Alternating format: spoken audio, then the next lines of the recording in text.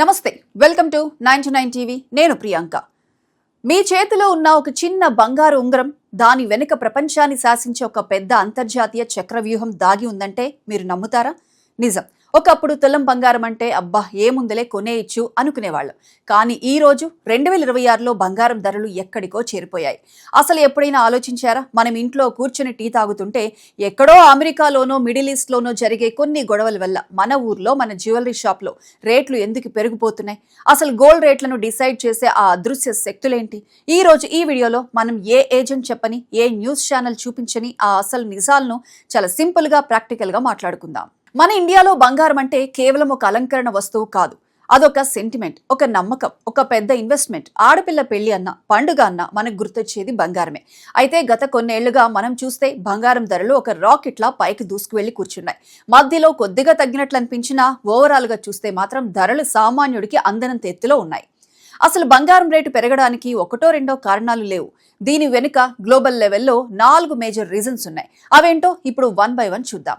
మొదటిది, అత్యంత ముఖ్యమైనది, గ్లోబల్ టెన్షన్స్ అంటే అంతర్జాతీయ రాజకీయాలు. సింపుల్ గా చెప్పాలంటే ప్రపంచంలో ఎక్కడైనా యుద్ధం గాని, గొడవలు గాని జరిగాయి అనుకోండి, బిజినెస్ ప్రపంచం మొత్తం భయపడిపోతుంది. షేర్ మార్కెట్లు పడిపోతాయి, కంపెనీల లాభాలు తగ్గిపోతాయి. మరి అటువంటప్పుడు పెద్ద పెద్ద ఇన్వెస్టర్లు, కోటీశ్వర్లు ఏం చేస్తారు? తమ డబ్బును ఎక్కడ దాచుకుంటారు? వాళ్లకు గుర్తొచ్చే ఒకే ఒక్క సేఫ్ ప్లేస్ బంగారం. ఎందుకంటే కంపెనీలు మునిగిపోవచ్చు, బ్యాంకులు దివాలా తీయొచ్చు, కానీ బంగారం ఎప్పుడూ మునిగిపోదు. దీనినే ఫైనాన్స్ భాషలో సేఫ్ హెవెన్ అంటారు. గత 2 ఏళ్లుగా జరుగుతున్న రష్యా ఉక్రెయిన్ వివాదం కావచ్చు, లేదా మిడిల్ ఈస్ట్ లో జరిగిన ఉద్రిక్తతలు కావచ్చు, వీటి వల్ల ప్రపంచవ్యాప్తంగా ఒక రకమైన అభద్రతా భావం ఏర్పడింది. అందరూ వెళ్లి బంగారం కొనడం స్టార్ట్ చేశారు. డిమాండ్ పెరిగింది, దాంతో పాటు రేట్లు కూడా పెరిగిపోయాయి.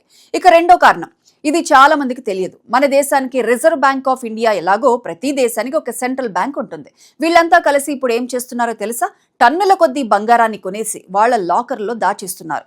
మీకు ఒక నమ్మలేని నిజం చెప్పనా? చైనా సెంట్రల్ బ్యాంక్, మన ఇండియాలోని ఆర్బీఐ లాంటి పెద్ద పెద్ద బ్యాంకులు గత కొంతకాలంగా వేల కిలోల బంగారాన్ని కొనుగోలు చేస్తూనే ఉన్నాయి. ఎందుకు అంటే ప్రపంచవ్యాప్తంగా అమెరికా డాలర్ మీద ఉన్న నమ్మకం మెల్లమెల్లగా తగ్గుతోంది. ఎప్పుడైనా అమెరికా ఎకానమీ దెబ్బతింటే తమ దేశ కరెన్సీలు పాడవకూడదు అని ఈ బ్యాంకులన్నీ డాలర్లను పక్కన పెట్టి బంగారాన్ని ఒక బ్యాకప్ లా దాచుకుంటున్నాయి. మరి ప్రపంచంలోనే అతిపెద్ద బ్యాంకులు అంతలా షాపింగ్ చేస్తుంటే మార్కెట్లో బంగారం కొరత ఏర్పడి ధరలు పెరగవా? ఇక మూడో కారణం, మన రూపాయి విలువ మరియు ఇంపోర్ట్ డ్యూటీ. మన భారతదేశంలో బంగారం గనులు చాలా తక్కువ. అంటే మన దేశంలో దొరికే బంగారం చాలా స్వల్పం. మరి మనకు కావలసిన బంగారం అంతా ఎక్కడి నుంచి వస్తుంది? మనం విదేశాల నుండి దిగుమతి చేసుకుంటాం. ఇలా ఇంపోర్ట్ చేసుకునేటప్పుడు మనం పేమెంట్ ఎలా చేయాలి?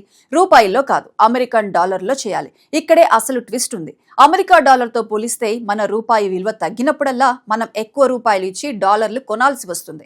అంటే విదేశాల నుండి బంగారం తేవడానికి మనకు ఖర్చు ఎక్కువ అవుతుంది. ఆ ఖర్చంతా ఎవరి మీద పడుతుంది? ఆటోమేటిక్ గా మనలాంటి కస్టమర్స్ మీదే. దీనికి తోడు ప్రభుత్వం విధించే ట్యాక్సులు, ఇంపోర్ట్ డ్యూటీలు కూడా తోడైతే ఇక్కడ లోకల్ మార్కెట్లో రేట్లు ఆకాశాన్ని తాకుతాయి. ఇక 4వ కారణం, ఇన్ఫ్లేషన్ అంటే ధరల పెరుగుదల. ఈ రోజు మనం మార్కెట్ కి వెళ్తే కూరగాయల దగ్గర నుంచి పెట్రోల్ వరకు అన్ని పెరిగిపోతున్నాయి. డబ్బు విలువ రోజు రోజుకు పడిపోతుంది. ఈ రోజు 100 రూపాయలకి వచ్చే వస్తువు వచ్చే ఏడాదికి 110 రూపాయలు అవుతోంది. మరి ఇటువంటి టైంలో మన డబ్బు విలువ తగ్గకుండా ఉండాలంటే ఏం చేయాలి? చరిత్రలో ఒక రూల్ ఉంది. వస్తువుల ధరలు పెరిగితే వాటితో పాటే బంగారం ధర కూడా పెరుగుతుంది. అందుకే డబ్బును బ్యాంకుల్లో ఫిక్స్డ్ డిపాజిట్ చేయడం కన్నా బంగారంలో పెట్టడం వల్ల మన డబ్బు సేఫ్ గా ఉండటమే కాదు, దాని వాల్యూ కూడా పెరుగుతుందని జనాలు నమ్ముతున్నారు. అందుకే ఇన్ఫ్లేషన్ పెరిగినప్పుడల్లా బంగారం వైపు జనాలు పరుగులు పెడుతున్నారు. సో చూసారుగా, ఎక్కడో జరుగుతున్న యుద్ధాలు, అంతర్జాతీయ బ్యాంకుల షాపింగ్, డాలర్ రూపాయి లొల్లి మరియు పెరుగుతున్న ధరలు, ఇవన్నీ కలిసి మన ఊరి షాపులో తులం బంగారం ధరను డిసైడ్ చేస్తున్నాయి. అయితే ఇప్పుడు మీకు డౌట్ రావచ్చు, మరి ఇప్పుడు బంగారం కొనాలా వద్దా? రేట్లు తగ్గుతాయా? మార్కెట్లో చిన్న చిన్న హెచ్చు తగ్గులు సహజం. అప్పుడప్పుడు కొద్దిగా తగ్గచ్చు, పెరగచ్చు. కానీ లాంగ్ టర్మ్ హిస్టరీ చూస్తే బంగారం ఎప్పుడు లాభాలనే ఇచ్చింది. కాబట్టి నగలుగా కాకపోయినా డిజిటల్ గోల్డ్ రూపంలోనో, గోల్డ్ ఈటీఎఫ్ల రూపంలోనో చిన్న మొత్తాల్లో ఇన్వెస్ట్ చేయడం ఎప్పుడు మంచిదే. మరి ఈ ఇన్ఫర్మేషన్ మీకు నచ్చిందా? మీ ఇంట్లో బంగారం కొనడానికి ప్లాన్ చేస్తున్నారా? కింద కామెంట్ సెక్షన్లో మాతో షేర్ చేసుకోండి.